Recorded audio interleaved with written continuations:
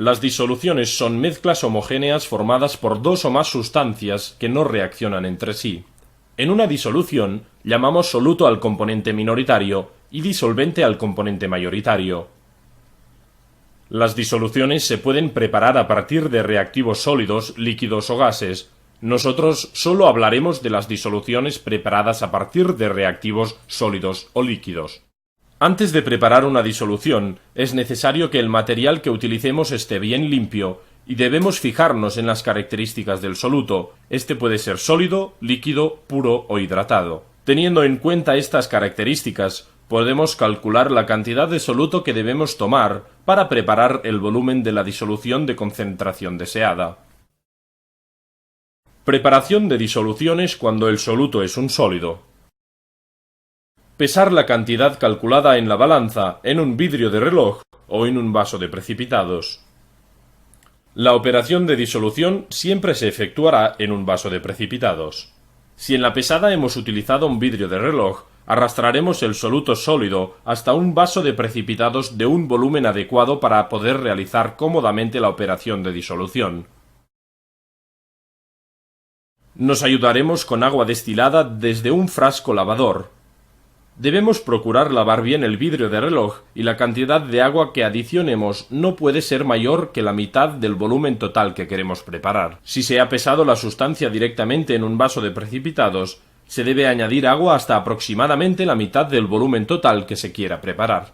Agitar la disolución con una varilla de vidrio hasta que el soluto esté bien disuelto. Si el proceso de disolución es exotérmico o endotérmico, antes de introducir la disolución en el matraz aforado, se debe esperar que la disolución alcance temperatura ambiente. A veces es difícil disolver el soluto en frío. El proceso de disolución se favorece calentando. Antes de transferir la disolución en el soluto completamente disuelto al matraz aforado, esta debe estar a temperatura ambiente.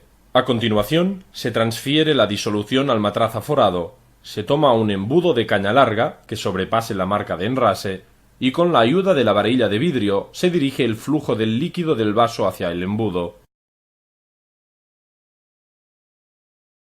Se retira la última gota del líquido que ha quedado en el borde del vaso de precipitados con la varilla. Se lava tanto la varilla como el vaso en agua destilada y se transfieren las aguas de lavado al matraz aforado. Se debe repetir este proceso de lavado al menos 2 veces más. Después de transferir el soluto, llenar el matraz aforado hasta la mitad y agitar el contenido.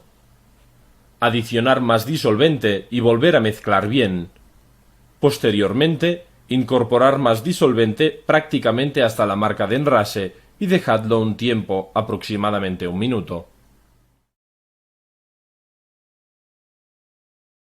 Con una pipeta Pasteur, un cuentagotas o una pipeta, acabar de enrasar la disolución poniendo la marca de enrase a la altura de los ojos para evitar el error de paralaje. La base del menisco debe quedar tangente a la señal de enrase. A continuación, para acabar de homogeneizar, se debe tapar el matraz aforado y darle la vuelta varias veces. El matraz se debe coger con las 2 manos y no por el cuello. Preparación de disoluciones cuando el soluto es un líquido. En el caso de un soluto líquido, se calculará el volumen que se debe tomar para preparar la disolución de la concentración deseada. Se mide el volumen necesario con una pipeta. No se debe pipetear directamente de la botella de reactivo, se trasvasa un poco del líquido a un vaso de precipitados y se pipetea de aquí para evitar contaminar el reactivo de la botella.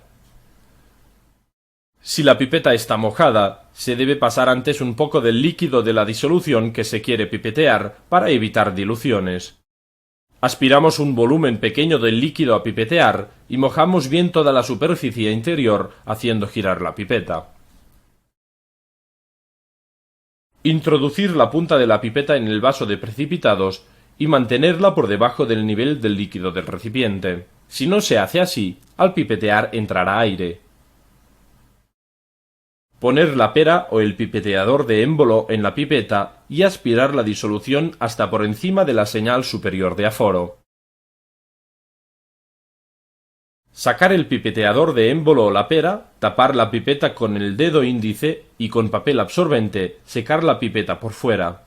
Disminuir la presión del dedo y enrasar colocando la punta de la pipeta sobre la pared del recipiente. La posición de la mano permite controlar el vertido. Para que el enrase sea correcto y evitar el error de paralaje, el ojo del que hace la medida debe estar a la altura del nivel del líquido y perpendicular a la pipeta.